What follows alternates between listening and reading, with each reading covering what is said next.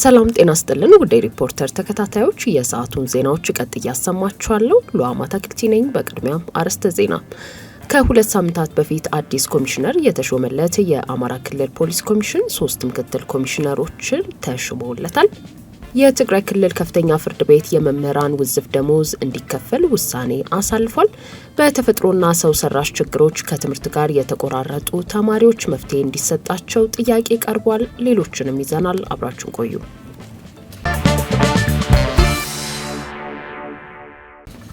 ከሁለት ሳምንታት በፊት አዲስ ኮሚሽነር የተሾመለት የአማራ ክልል ፖሊስ ኮሚሽን 3 ምክትል ኮሚሽነሮች በዛሬው ዕለት ተሾመውለታል።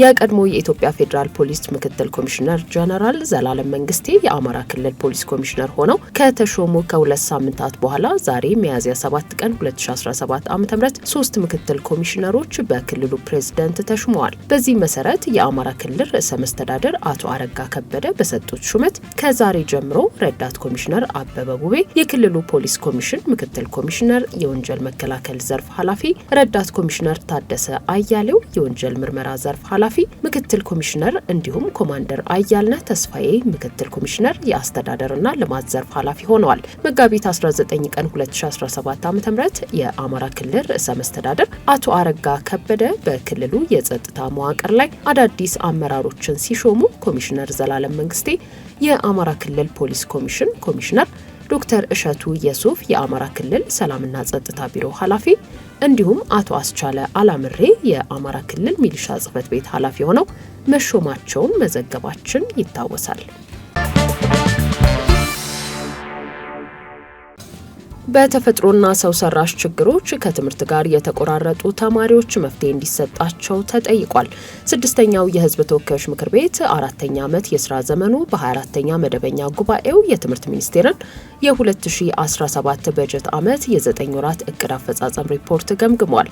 የትምህርት ሚኒስትሩ ፕሮፌሰር ብርሃኑ ነጋ የሚኒስቴር መስሪያ ቤታቸው ሪፖርት ለምክር ቤቱ ያቀረቡ ሲሆን በኢትዮጵያ የትምህርት ስርዓት ስር ነቀል ለውጥ በማምጣት የሪፎርም ስራዎችን ለማሳካት ሁሉም የትምህርት ባለድርሻ አካላትንና የማህበረሰቡን ድጋፍ እንደሚጠይቅ አብራርተዋል።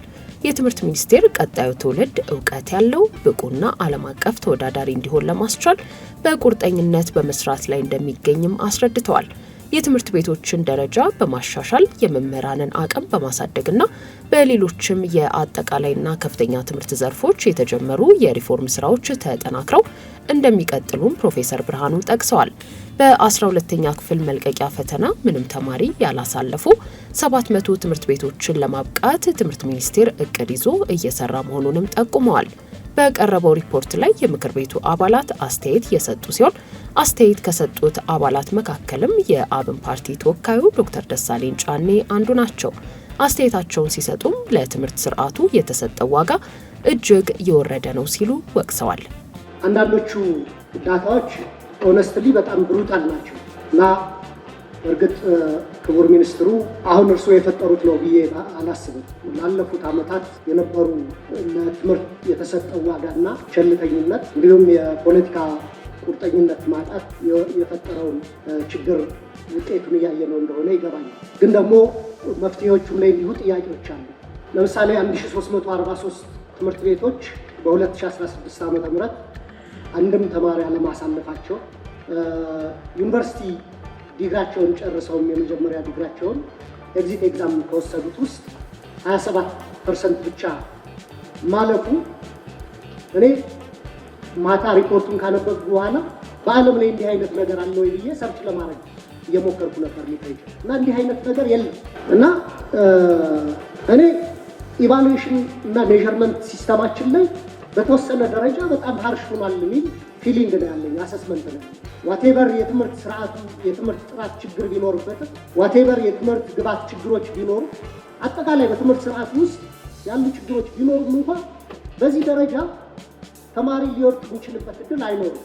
ሜዠርመንት እና ኢቫሉዌሽን ሲስተሙ ሃርሽ እና ፓኒሽ ሊያደርግ ካልሆነ በቃ እኔ ምንድነው ዩኒቨርሲቲዎቻችን በቂ የመቀበል ቁጥር አላቸው። በቂ የመቀበል ቁጥር ካላቸው ሁሉንም ተማሪ አጠርተን ማስገባት ባንችል አሁን መሰረት ያደረግነው ክራይቴሪያ በተወሰነ ደረጃ ብሌንድ አድርገን ከኖርሙ የተሻሉትንም ደግሞ የትምህርት ዕድል እንዲያገኙ ማድረግ መቻል አለብን ያስባል።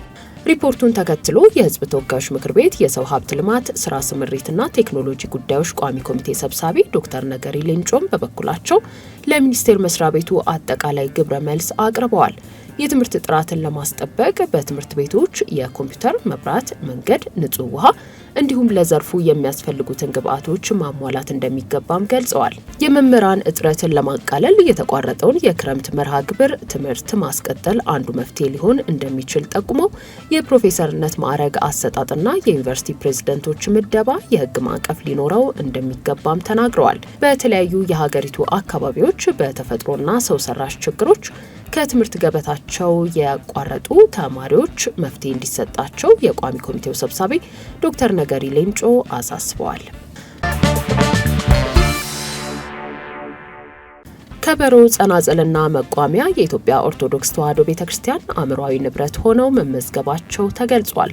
ከበሮ፣ ጸናጽል፣ መቋሚያና ከ10 በላይ ቅዱሳት መጻሕፍትን የኢትዮጵያ አእምሯዊ ንብረት ባለስልጣን በቅጂና ተዛማጅ መብቶች ስራ በመመዝገብ ለኢትዮጵያ ኦርቶዶክስ ተዋሕዶ ቤተክርስቲያን የምስክር ወረቀት ሰጥቷል። ሪፖርተር ከቤተክርስቲያኗ የሕዝብ ግንኙነት መምሪያ ማህበራዊ ትስስር ገጽ እንደተመለከተው ከበሮ፣ ጸናጽልና መቋሚያን ጨምሮ ከ10 የሚበልጡ ቅዱሳት መጻሕፍት ከሚያዝያ 3 ቀን 2017 ዓ.ም ጀምሮ የኢትዮጵያ ኦርቶዶክስ ተዋሕዶ ቤተክርስቲያን አእምሯዊ ንብረት ሆነው ተመዝግበዋል። ከዚህ ቀደምም በኢትዮጵያ ኦርቶዶክስ ተዋሕዶ ቤተክርስቲያን የቅርስ ጥበቃ ቤተ መጻሕፍት ወመዘክር መምሪያ በአእምሯዊ ንብረት አብይ ኮሚቴ አማካኝነት በርካታ የቤተ ክርስቲያን ንብረቶች ተመዝግበው እውቅና ማግኘታቸውን ቤተ ክርስቲያኗ አስታውቃለች።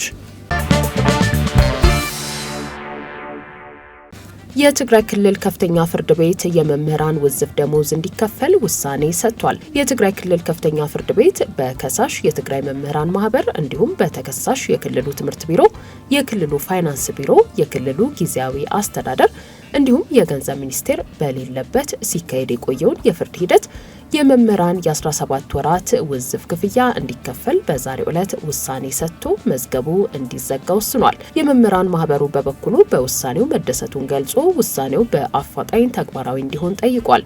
የትግራይ መምህራን ማህበር የአስተማሪዎች ውዝፍ ክፍያ እንዲከፈል በተደጋጋሚ ለመንግስት በተደራጀ መንገድ ጥያቄ ሲያቀርብ የቆየ ሲሆን ይሁንና ምላሽ ባለመሰጠቱ አስተማሪዎች በራሳቸው መንገድ የተለያየ እርምጃ መውሰድ መጀመራቸው በተደጋጋሚ ሲገልጽ መቆየቱ አይዘነጋም። መምህራኑ ክፍያቸውን የማያገኙ ከሆነ በቀጣይ ስራ እስከ መልቀቅ የሚደርስ እርምጃ ሊወስዱ እንደሚችሉ ማህበሩ በተደጋጋሚ መግለጹም ይታወሳል። የትግራይ መምህራን ማህበር የክልሉ ጊዜያዊ አስተዳደር የመምህራንን ውዝፍ ደሞዝ ለመክፈል የገባውን ቃል አላከበረም በማለት ሲወቅስ መቆየቱም አይዘነጋም።